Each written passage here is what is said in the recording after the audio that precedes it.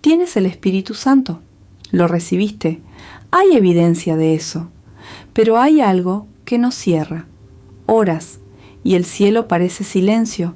Adoras y otros caen, lloran, tiemblan y tú estás de pie con los ojos cerrados esperando sentir algo que no llega. Levantas las manos porque así lo hacen todos. Dices gloria porque es lo que corresponde decir, pero por dentro sabes la verdad.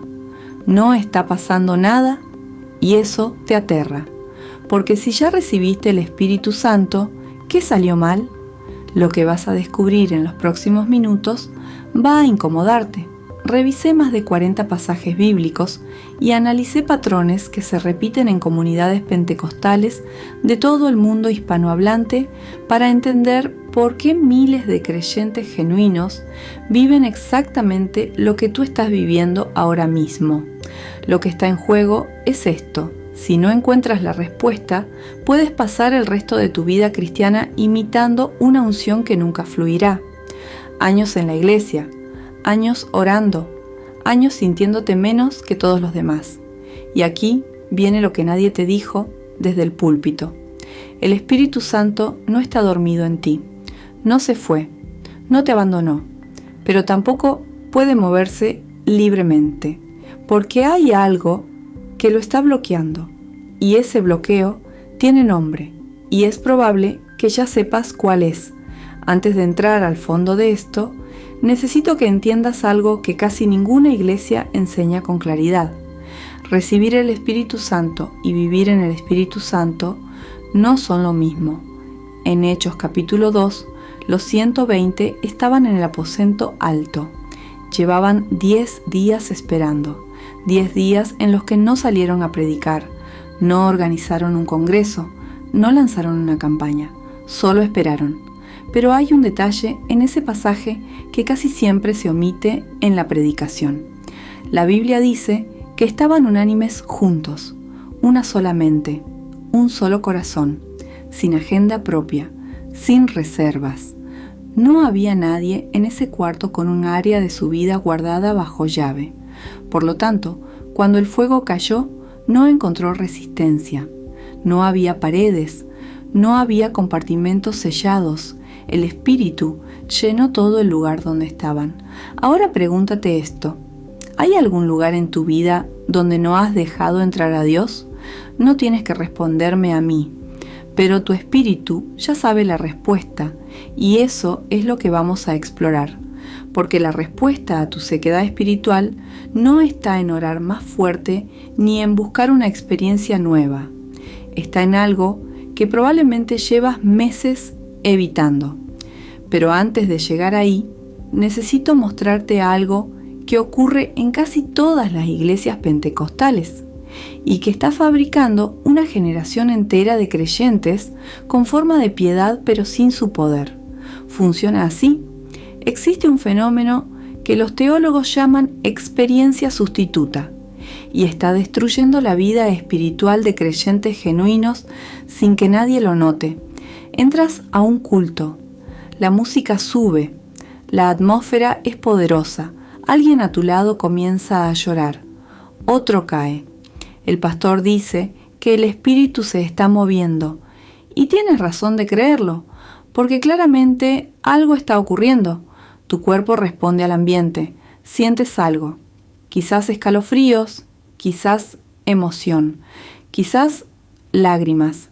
Y sales de ese culto pensando que tú tuviste una experiencia con el Espíritu Santo, pero lo que tuviste fue una experiencia en medio de la presencia de Dios, no necesariamente con Dios.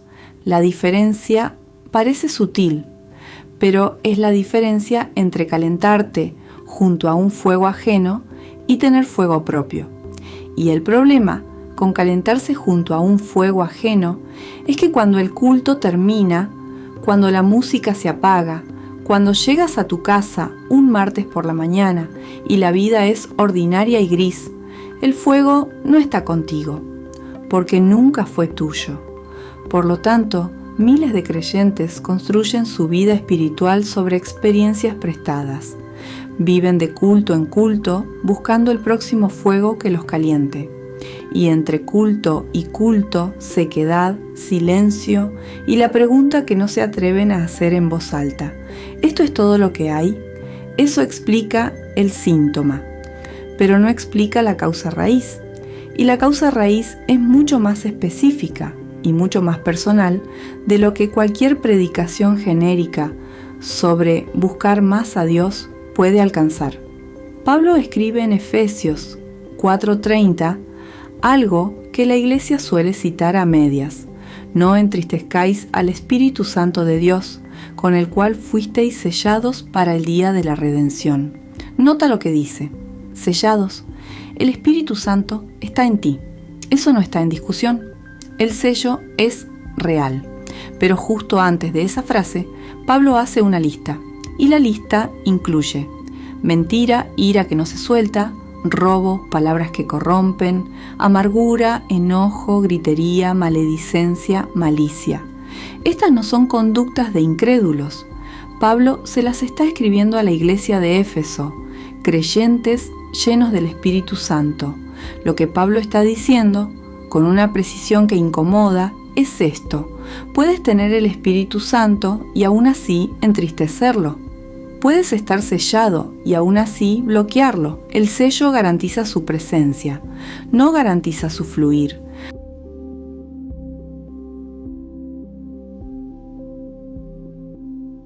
El agua está en la tubería, pero la válvula está cerrada. Y ahora llegamos al centro de todo. ¿Qué cierra la válvula? Hay dos mecanismos. El primero es el pecado no confesado. El segundo es la rendición incompleta. Son distintos, aunque casi siempre aparecen juntos. Y vamos a ver cada uno por separado. El pecado no confesado no es necesariamente el pecado grande que todos imaginan. Puede ser una ofensa que llevas años sin perdonar. Puede ser una mentira que vive en tu historial de conversaciones. Puede ser un hábito que practicas en privado y que nunca has puesto sobre la mesa delante de Dios con honestidad real. No el reconocimiento vago de soy pecador que todos hacemos en una oración general, sino el momento específico en que miras ese pecado a los ojos y lo llamas por su nombre. El salmista David lo entendía. En el Salmo 32 escribe con una honestidad brutal: mientras callé, se envejecieron mis huesos en mi gemir todo el día, porque de día y de noche se agravó sobre mí tu mano. No hay metáfora espiritual más precisa que esa. El silencio sobre el pecado no lo neutraliza, lo envejece, se vuelve más pesado, y el espíritu, que es santo por definición, no puede fluir libremente a través de un canal que protege deliberadamente lo que Dios llama inmundo. Pero hay algo más sutil que el pecado no confesado, y en muchos casos es más paralizante: la rendición incompleta. Puedes haber confesado todos tus pecados conocidos, puedes tener un historial de oración sólido, puedes servir en la iglesia, diezmar, evangelizar, y aún así hay una habitación en tu vida con la puerta entornada, no cerrada con llave, solo entornada. Dios puede asomarse, pero no puede entrar. Puede ser tu futuro profesional, puede ser una relación que sabes que no tiene la aprobación de Dios, pero que tampoco has terminado.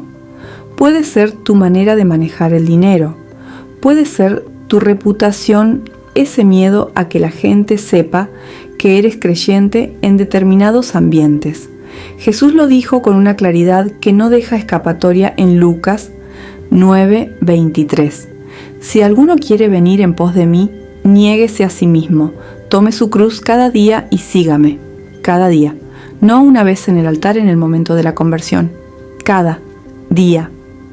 La rendición total no es un evento, es una postura permanente, y el Espíritu Santo responde a esa postura de una manera que ningún ambiente de culto puede replicar artificialmente, porque cuando no hay resistencia, cuando no hay habitaciones cerradas, el fuego no necesita que nadie lo invite con música, ya está, y fluye.